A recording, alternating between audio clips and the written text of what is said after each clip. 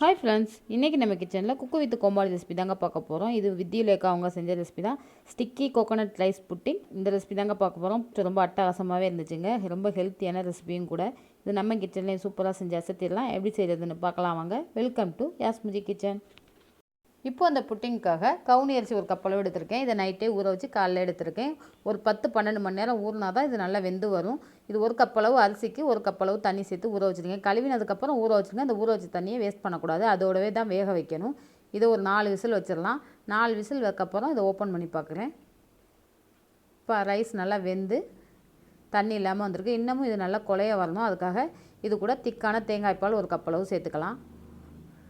தேங்காய் பால் சேர்த்துட்டு இதோட ஒரு கப் அளவு நாட்டு சக்கரை சேர்த்துருக்கேன். சேர்த்து மிக்ஸ் பண்ணி விட்டுடலாம். ஒரு சிட்டிகை உப்பு டேஸ்ட்டுக்காக சேர்த்து ஒரு சிட்டிகை ஏலக்காய் பொடியும் சேர்த்துக்குவோம். இது எல்லாத்தையும் சேர்த்துட்டு நல்லா மிக்ஸ் பண்ணி விட்டு மறுபடியும் ஒரு 2 விசில் வச்சிடலாம். இதை க்ளோஸ் பண்ணி வச்சுருவோம். இப்போ 2 விசிலுக்கு அப்புறம் ஓப்பன் பண்ணி பார்க்குறேன்.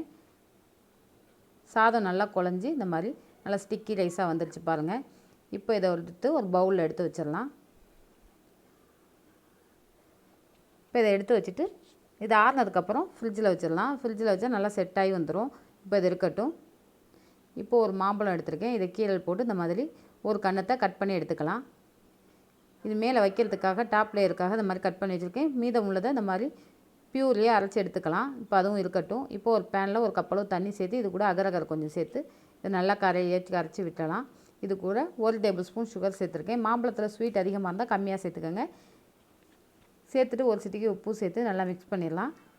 இது நல்லா திக்னஸ் வந்ததுக்கப்புறம் அகரகரெலாம் கரைஞ்சதுக்கப்புறம் நம்ம எடுத்து வச்ச மாம்பழத்தை பியூர்லேயே இது கூட சேர்த்துடலாம்.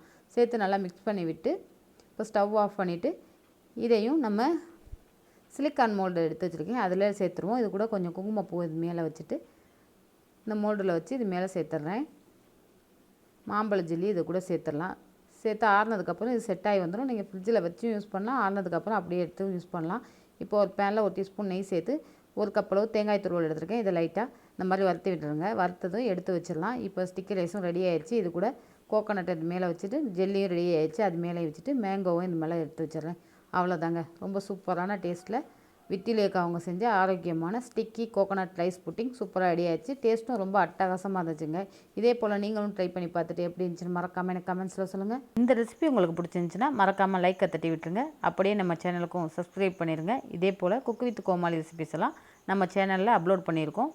மறக்காமல் பார்த்துருங்க. மீண்டும் ஒரு நல்ல ரெசிபியோட அடுத்த வீடியோவில் உங்களை சந்திக்கிறேன். நன்றி.